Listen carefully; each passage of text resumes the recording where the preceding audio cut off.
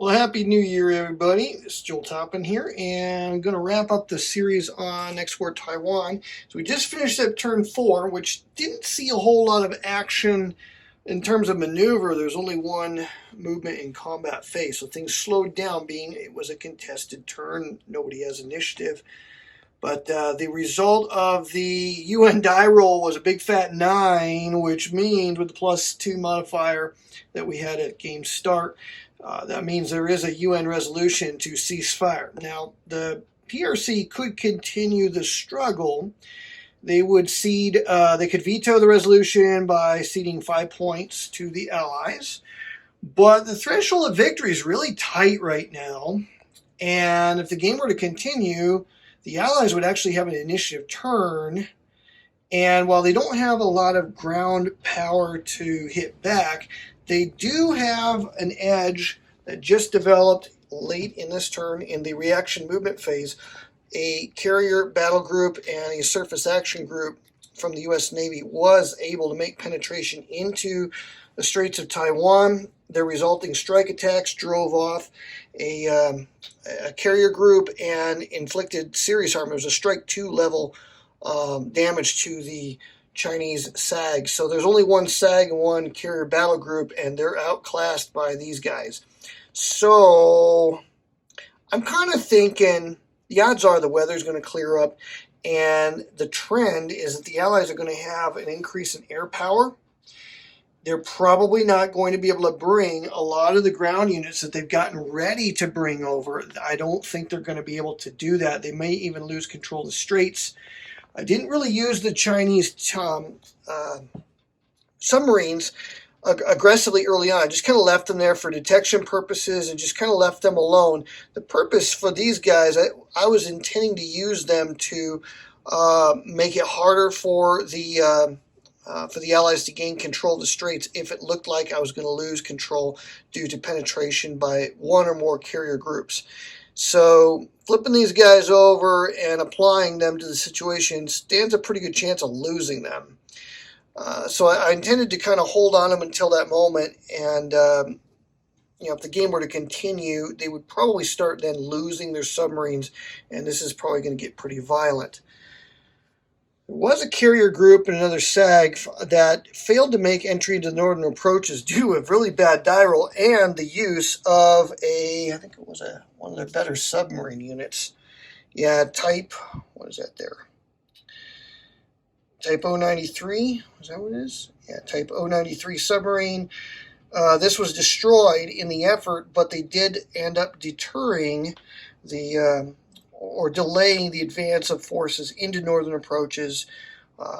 It's going to take them 2 movement phases to try to make an entry into or get them into theater where they could begin to apply power to the Straits of Taiwan. So in an initiative turn, it's conceivable that these guys could also make it into the Straits of Taiwan. So this is about to become a very violent area of naval contest. All that to say this. I think as a gamesman playing the game, that it makes sense for China to take the ceasefire and walk away with a minor victory rather than chance it going down to a draw or the situation flip-flopping. They have a pretty stable position on the mainland or on the island. They have a decent-sized beachhead. They have 2 ports and a beachhead established. And they're strong enough that without Allied air power starting to pound away, they can hold this line, for a good long while. But they don't have the time to get their heavy units from the mainland onto the island to complete the contest. So this is a good point from which they could pursue things in the UN diplomatically. And I think I'm going to walk away with that minor victory rather than chance it. So we're going to go ahead and call the game at this point. Now, I do have some things I would want to tweak with the advanced or the alternate advanced game aerials. So I'm working on putting those into paper. I'm going to get them to Mitch and run some of those ideas past him so that maybe we can get those to you in a future supplement. But I really like how that system works. There's a lot to like about it. So I'm going to try to reintroduce the air defense track, because I think this is a big enough part of the game, and is I think a fairly seamless way to have that in the game along with these strike package markers. I really liked the effect that this had on the game versus the flavor that you get with the individual aircraft types. I mean, there's a certain fun fact and cool factor about those individual units, but in terms of actual gameplay, I kind of like this best of all versus the standard game rules and the advanced game rules. I think, the standard game rules leave a lot to be desired. The advanced game rules, there's a cool factor to it, but there's some issues. This is kind of the Goldilocks for me. I really am surprised. I didn't think I'd like them, so that's why I put off playing with them for so long. But I really do like them.